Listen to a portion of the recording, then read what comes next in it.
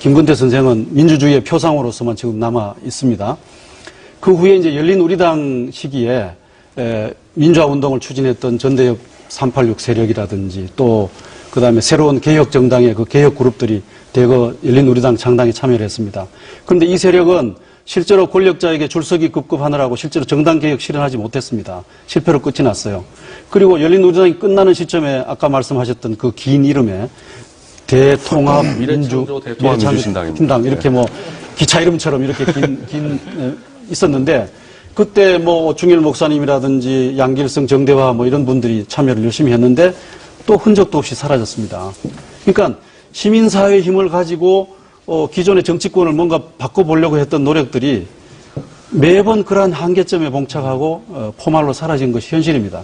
근데 이번에 어떻게 해야 되냐? 그렇게 하지 말아야 되죠. 그래서 저는 안철수 후보가 이 단일화 국면에서 아주 강경하게 정치 쇄신을 전제 조건으로 내걸고 거기에 대해서 아주 강력한 약속을 하자라고 하는 말하자면 주장은 기존에 되풀이했던 실패와 좌절과 한계를 다시 반복하지 않겠다라는 의미에서 너는 굉장히 주목하자 하고 싶은 국민들이 뿐만 아니라 앞서의 실패와 한계를 좀 성찰하면서 다음 정부에서 정치 쇄신 정말로 어떻게 시민의 힘으로 해야 될지 문제를 고민해야 된다는 거죠. 예, 그러니까요. 네. 그러니까 국민들이 그래서 앞에서 실패했기 때문에 또 실패하리라는 아니 그건 아니고 자 국민들이 주목을 하기 때문에 무소속인데도 불구하고 안철수 후보가 이렇게 지지를 받는 겁니다. 그런데 한번 우리 역대 국회 한번 생각을 해보세요.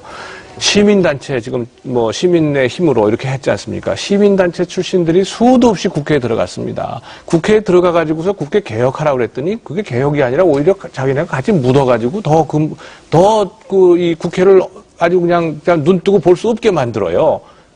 그래 왔지 않습니까? 그런데 지금 다시 시민의 힘으로 개혁을 한다? 그러니까 도대체 이게 논리적으로 가능한 얘기인가 이 말이죠. 이게 지금 옛날 얘기가 다른 동력이 다른 동력이라는 게 동일하는데 이게 우리가 기대할 걸 기대해야 되는데 그러니까 안철수 후보가 그러는 거예요. 마치 본인이 메시아처럼 지금 세상을 바꿔보겠다고 하는 거 아니에요. 하루아침에. 그러니 우리 같은 사람은 자 지금까지 수도 없이 많은 노력을 해왔고 그 중에서 점진적으로 개선되어 왔습니다. 사실은 우리나라 민주정치가. 그런데 이것이 지금 상당히 많은 문제가 있다고 하는 것을 우리가 다 인정하긴 하지만 그럼에도 불구하고 이것이 하루아침에 그러한 문제들이 개혁되고 개선될 수 없다는 것도 우리가 다 알고 있는 거거든요. 경험칙으로. 그런데 안철수 후보가 이걸 하루아침에 바꾸겠다고 나왔는데 거기에 대해서 어떻게 바꾸겠느냐라고 얘기를 물어보면 별로 대답은 없고 이렇게 바꾸겠다 저렇게 바꾸겠다라고 하는 목표만 얘기를 해요. 그런데 그 목표를 달성을 하려면 아까 말씀드린 것처럼 결국은 기성 정치권의 사람들의 힘을 빌리지 않으면 국회에서 법을 만들 수가 없다 이 말이에요. 예. 정계 개편이라고 하는 것이 그러기 때문에 전제 조건일 수밖에 없다. 제가 잠깐만 붙이고 말씀드릴게요. 홍 교수님 진단에 저는 동의하죠. 네. 앞서의 그런 시민사회 힘으로 정치권을 바꾸려고 했던 노력들이 다 좌절에 부딪혔다고 제가 말씀드렸지 않습니까? 이번에 그렇다고 이번에 또다시 그 실패를 되풀이하라는 보장은 없잖아요.